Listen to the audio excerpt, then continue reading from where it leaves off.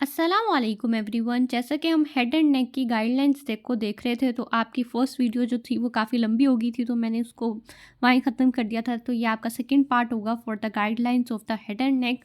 इसके अंदर हम स्टार्ट करते हैं from the osteology of the head and neck. तो फर्स्ट ऑफ ऑल आपके पास स्कल आ जाती है। तो स्कल आपके लिए वाइवा में काफ़ी ज़्यादा इंपॉर्टेंट है। इसके सारे फोरामिनाज और उनमें से कितने कौन कौन सी नर्व्स आर्टरीज पास करती हैं, तो वो आपने बहुत अच्छे से याद करने हैं। ये सारे आपको ना आने चाहिए। ये आपके वाइवा के लिए इम्पॉर्टेंट है और एमसीक्यू पॉइंट ऑफ व्यू से इम्पॉर्टेंट है। एससीक्यू इसमें से नहीं आता। जस्ट आपने इसकी वीडियोस देखनी है। हमारे पास एंजेलिना आइजक होती है जिसकी वीडियोस काफ़ी अच्छी होती हैं बोन्स पे, और एक आपके पास डॉक्टर वायरन करिया है। तो इन दोनों की वीडियोस आप देख सकते हैं फॉर द बोन्स। तो आपने बोन्स के लिए वो देखकर उसको अच्छे से नोट डाउन करना है। और ये आपके पास ब्रैग्मा का पॉइंट, लेमडा का पॉइंट, तो ये आपके एमसीक्यू में काफ़ी ज़्यादा होते हैं। तो ये आपने ना हाईलाइट करने अपने इंपॉर्टेंट पॉइंट्स को फॉर द एमसीक्यू। और आपने जो अपनी स्कल है ना, ये जो एक्सटीरियर ऑफ स्कल है, ये तो एज सच इतना नहीं पूछा जाता। ये जस्ट आपके वाइवा वगैरह में आपके थोड़ा बहुत पॉइंट्स आ सकते हैं। जस्ट आप वीडियो देखें और अपने कॉन्सेप्ट को बना लें। बाकी आपको ये सारी डिटेल करने की एज सच कोई ख़ास ज़रूरत नहीं है। आप इसके क्लिनिकल को ज़रूर देख लीजिएगा साथ साथ, ठीक है। और कौन सा पॉइंट आपके पास कब डेवलप होता है, ठीक है, आपने ये ज़रूर देख लेना है। आपके पास पेराइटल ट्यूबर है और आपके पास पेराइटल फोरामेन है, ये आपने ज़रूर देख लेना है। इसका क्लिनिकल आपने देख लेना है। क्लिनिकल आपके पास इम्पॉर्टेंट है। उसके बाद नीचे आपके पास ये डिप्लॉइक वीन आ जाता है। तो ये भी जस्ट आपने रीड आउट ही करनी है, नॉट दैट मच इम्पॉर्टेंट, इतनी कोई इम्पॉर्टेंट नहीं है। नेक्स्ट पर आ जाता है जी आपके पास टेम्पोरल फोसा। टेम्पोरल फोसा आपने अच्छे से करना है। इसके बाद इसकी बाउंड्रीज़ और ये सारा पॉइंट आपने अच्छे से कर लेना है। देन क्लिनिकल आ जाता है। क्लिनिकल वाला भी आपने पॉइंट अच्छे से करना है। ठीक हो गया।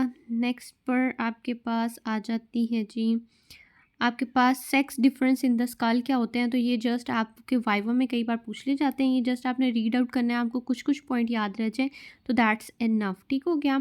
उसके बाद आ जाता है जी आपके पास foramina in relation of the orbit.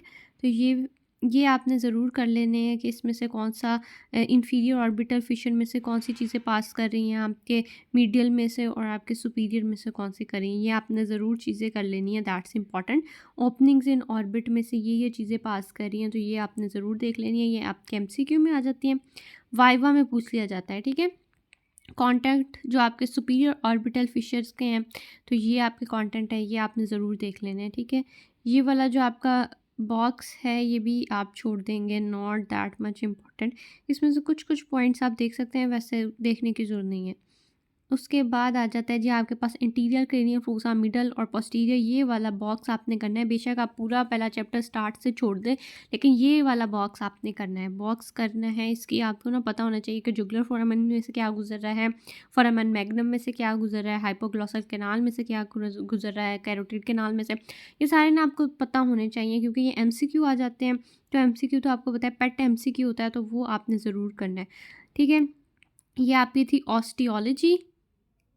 Next आपके पास आ जाता है जी सब मैंडिबुलर रीजन और आपका टंग का रीजन। उसकी मैं आपको सारी गाइडलाइन दिखाऊंगी। अब आपने किस तरह से पढ़ना है। ये स्टार्ट वाला जस्ट आपने इंट्रोडक्शन रीड करना है। दैट इज़ नॉट इम्पॉर्टेंट कि आप इसको याद करें या इस पर फोकस करें। ठीक हो गया। ये आपने जस्ट ऐसे ही रीड करना है। उसके बाद आपके पास नीचे आ जाता है, नीचे नीचे नीचे जाते जाना है। ये थोड़े थोड़े पॉइंट ना जस्ट आपने रीड करते रहना है, कोई ज़्यादा इंपॉर्टेंट नहीं है। वाटसन डक जो है ये आपने पढ़नी है। ये कई बार आपके शॉर्ट क्वेश्चन में या वाइवा में पूछ ली जाती है, तो ये आपने पढ़ लेनी है। ब्लड सप्लाई और लिम्फेटिक ड्रेनेज और नर्व ड्रेनेज आपने पढ़ लेनी है। ठीक हो गया। उसके बाद ये आपके पास ये जो है आपके पास फ्लो चार्ट 7.1 ये आपने तैयार करना है, ये इंपॉर्टेंट है। उसके बाद इसके रिलेशंस भी आपने देख लेने हैं। सबमैंडिबुलर गैंग्लियन भी देख लेना है। आपका सिलियर गैंग्लियन भी इंपॉर्टेंट था। सबमैंडिबुलर भी देख लेना है। कई बार इनका डिफरेंस वगैरह पूछ लिया जाता है, तो ये आपको आना चाहिए, ठीक है। हाँ, ये देखें कंपैरिजन दिया हुआ है पैरोटिड, सबमैंडिबुलर और सबलिंगुअल का। तो ये आपने कंपैरिजन वाला बॉक्स एक बार पढ़ लेना है ताकि आपको ना तीनों के दरमियान में डिफ्रेंशिएटिंग पॉइंट्स पता चल जाए। जैसे कि आपके पास पैरोटिड जो है वो एक्टोडर्म से डेवलप हो रहा है, जबकि सबमैंडिबुलर सबलिंगुअल जो है इंडोडर्म से हो रहे हैं। तो इस तरह के इंपॉर्टेंट जो पॉइंट है ना वो आपको याद हो जाए, थोड़े थोड़े आपको याद रह जाएं। उसके बाद आ जाता है जी आपके पास टंग का टॉपिक। तो टंग का टॉपिक काफ़ी इंपॉर्टेंट है। टंग आपने बहुत अच्छे से तैयार करनी है, इसके सारे पार्ट्स वगैरह भी आपने अच्छे से करने हैं। उसके बाद ये टंग के आपने सारे पार्ट, इसके पेपिला भी आपने अच्छे से तैयार करने हैं। टंग के पेपिला भी इंपॉर्टेंट है। उसके बाद आपके पास टंग के मसल्स आ जाते हैं। टंग का मसल टेबल भी आपने अच्छे से करना है, बहुत इंपॉर्टेंट। इनके फंक्शंस, इन ओरिजिन, इंसर्शन सारा कुछ तैयार करना है। ये वाला टेबल बहुत इंपॉर्टेंट है आपके टंग का। ये जो एक्शंस वाला जो टेबल है ये आपने अच्छे से तैयार करना है। उसके बाद वैस्कुलेचर जो है आपकी टंग का, वो ये मैंने लिखा हुआ है, ये आपने देख लेना है। उसके बाद ये आपके पास वीनस ड्रेनेज है टंग की, ये भी आपने तैयार करनी है। टंग इंपॉर्टेंट टॉपिक है तो ये आपने थॉरली ही तैयार करना है। इसकी लिम्फेटिक ड्रेनेज भी आपने करनी है, ठीक है। ये लिम्फेटिक ड्रेनेज और नर्व सप्लाई ये ड्रॉ करने के लिए आती होती है, तो ये आपने ज़रूर अच्छे से तैयार करनी है। ये देखें, ये सिंप्लीफाइड डायग्राम है ड्रॉ की, तो ये आपने ज़रूर अच्छे से तैयार करनी है। ये आपको आनी चाहिए। इसकी नर्व सप्लाई, लिम्फेटिक ड्रेनेज, इसकी आपको ब्लड सप्लाई, सारा कुछ आना चाहिए। उसके बाद आ जाता है जी कंपैरिजन इसके पार्ट्स का। तो ये जस्ट आप रीड कर सकते हैं, नहीं तो that is not important. Clinical आपने देख लेना है, क्लिनिकल इंपॉर्टेंट है। उसके बाद हिस्टोलॉजी डेवलपमेंट नहीं करनी होती। नेक्स्ट हमारे पास आ गया जी स्कैल्प वाला चैप्टर। तो स्कैल्प वाले चैप्टर के अंदर स्टार्ट आपने जस्ट रीड करना है, ठीक है। उसके बाद ये स्कैल्प के निमोनिक से आपने ये पढ़ लेना है। ये वाला भी पेज आपने जस्ट रीड आउट ही करना है, थोड़ा बहुत पॉइंट्स को याद रखना है। ये मसल आपने देख लेना है, ऑसिपिटालस है आपका, फ्रंटालस है और टेम्पोरोप्राइटालस है। ये आपके जस्ट रीड कर सकते हैं, नॉट सो इम्पॉर्टेंट। उसके बाद आगे चलें, इसकी सुपरफिशियल टेम्पोरल रीजन भी ऐसा कोई खास नहीं करने वाला। उसके बाद जो आर्टेरियल सप्लाई है आपकी स्कैल्प की, ये आपने ज़रूर तैयार करनी। यहाँ एक डायग्राम है ये वाली, यस, ये आपकी वीनस ड्रेनेज भी आपने अच्छे से तैयार करनी है स्कैल्प की, ठीक है। उसके बाद आपके ये वाला, हाँ, ये डायग्राम बहुत इंपॉर्टेंट है, बहुत ज़्यादा ड्रॉ करने के लिए आती है। इसको आपने बहुत अच्छे से तैयार करना है। वीनस ड्रेनेज आपको बहुत अच्छे से आनी चाहिए। आर्टेरियल और इसकी नर्व सप्लाई भी आपने अच्छे से तैयार कर लेनी है, ये इम्पॉर्टेंट है, ठीक हो गया। उसके बाद इसके आपने पढ़ लेने हैं क्लिनिकल्स। नेक्स्ट हमारे पास हाँ, ये why scalp wound bleed profusely. तो ये आपने, ये KLM से मैंने यहाँ लिखा हुआ है, ये आपका इंपॉर्टेंट क्वेश्चन है, कई बार आपके सिनेरियो में आ जाता है, तो ये आपने ज़रूर देख लेना है।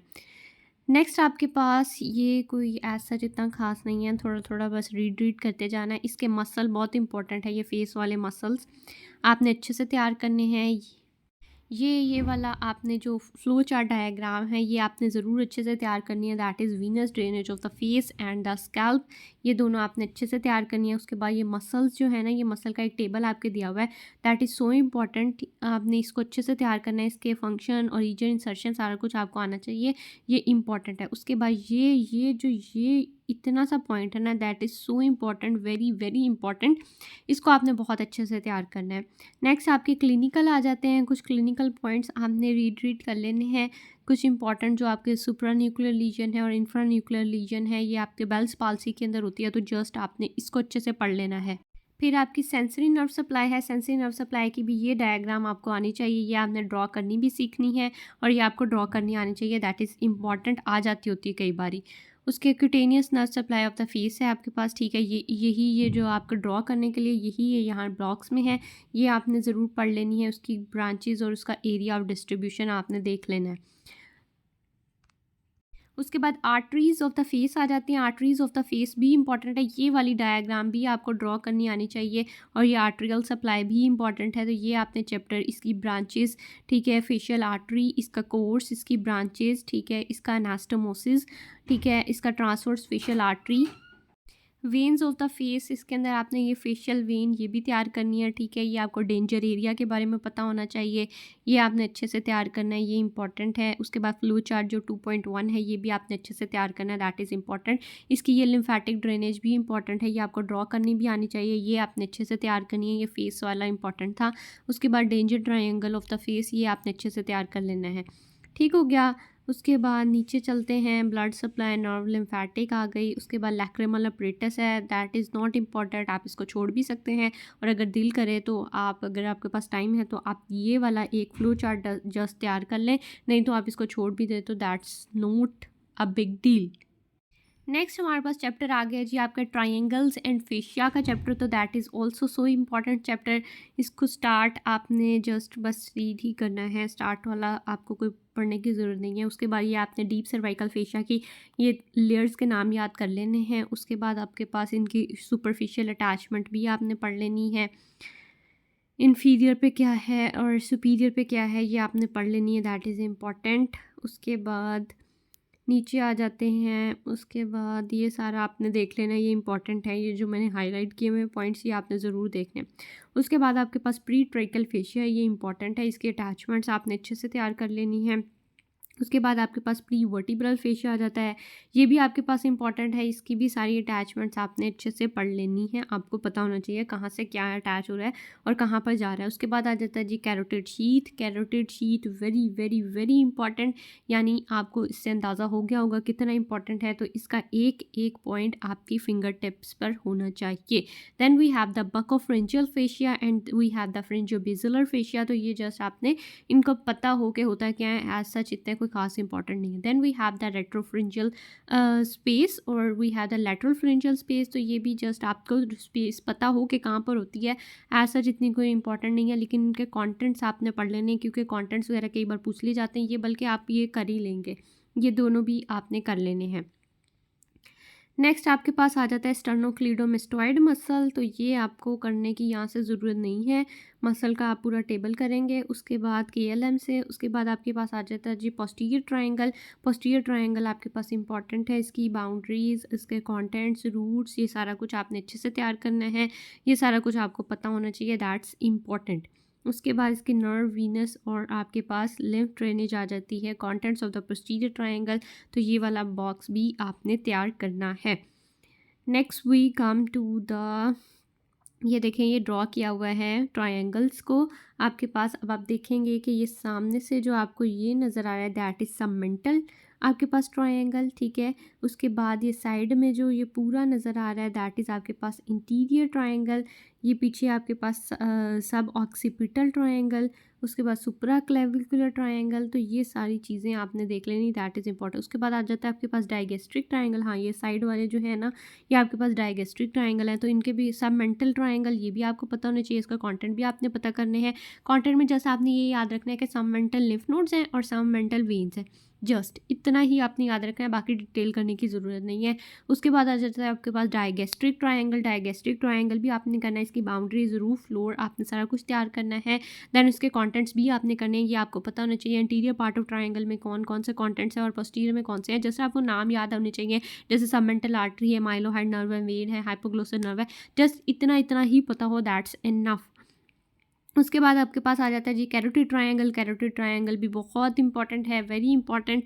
आपका UQ है, आपको पता होना चाहिए, रूफ में क्या है, फ्लोर में क्या है, इसके कंटेंट्स के भी जस्ट आपको नाम आने चाहिए। जैसे आर्टरीज, आर्टरीज के अंदर आप लिखेंगे common carotid artery, internal carotid artery, external carotid artery, that's enough, इससे ज़्यादा लिखने की ज़रूरत नहीं है। देन आपके पास वेन्स, वेन्स की आप हेडिंग देंगे, आप लिखेंगे internal jugular vein, pharyngeal vein, lingual vein, बस ठीक हो गया। इस तरह से आपने जस्ट टू द पॉइंट सी बात लिखनी होती है, पूरा पूरा ये याद और पूरा पूरा पैराग्राफ नहीं करना। Then we have the common carotid artery, just पढ़ लेंगे। कैरोटिड साइनस आप पढ़ लेंगे, कैरोटिड बॉडी को भी जस्ट पढ़ लेंगे, इतना इंपॉर्टेंट नहीं है, मतलब डिटेल ज़्यादा करने की ज़रूरत नहीं है। Then we have the external carotid artery, ये आपने पढ़नी है, इसका कोर्स भी करना है, ठीक है, इसका कोर्स आपने ज़रूर कर लेना है, इसकी ब्रांचेज आपने कर लेनी है और इसके रिलेशंस थोड़े बहुत पढ़ लेने हैं। Then we have the superior thyroid artery, lingual artery, just थोड़ा थोड़ा पढ़ लेना है, ये कोई खास इंपॉर्टेंट नहीं है, लेकिन एक्सटर्नल कैरोटिड आपने कर लेनी है। उसके बाद आपके पास फेशियल आर्टरी आ जाती है। फेशियल आर्टरी हम पहले ही कर चुके थे, तो अब अपनी यहाँ पर रीड थोड़ी सी कर लेनी है, बस आपको इसकी ब्रांचेस वगैरह सारी आनी चाहिए फेशियल आर्टरी की। नेक्स्ट आपके पास सुपरफिशियल टेम्पोरल, आपके पास एंसा सर्विकैलस, ये जस्ट आपने ना रीड करने हैं, इतना कोई ख़ास आपको पढ़ने की ज़रूरत नहीं है, लेकिन आपको पता ज़रूर हो कि होता क्या है, ठीक है। इतना मतलब कौन सी आर्टरी कहाँ सप्लाई कर रही है, क्या ब्रांचेस है, ब्रांचेस एक तो आपको उनका ना ब्रांचेस ज़रूर पता होनी चाहिए, ठीक है। एक आपको पता हो उसकी टर्मिनेशन कहाँ हो रही है, एक स्टार्ट कहाँ से हो रहा है, और थोड़ा सा ये पता हो कि सप्लाई कहाँ कर रहा है, बस इतनी बात याद करनी होती है, बहुत ज़्यादा डिटेल याद करने की ज़रूरत नहीं है। Then we have the muscular triangle. Muscular triangle की भी आपने बाउंड्रीज और कंटेंट तैयार कर लेने। Then we have the parathyroid gland. Parathyroid gland आपको एज सच कोई खास इंपॉर्टेंट नहीं है, छोड़ भी दे तो इट्स ओके। यहाँ पर आपकी कंप्लीट हेड एंड नेक की गाइडलाइन कंप्लीट हो गई है। आपका कोई फर्दर क्वेश्चन हो तो आप मुझे कमेंट कर सकते हैं, और अगर आपको कोई नोट्स चाहिए हो तो तब भी आप मुझे बता सकते हैं। आप मुझे कमेंट करिएगा, मैं आपको ज़रूर प्रोवाइड करूँगी। That is all from my side. Good luck.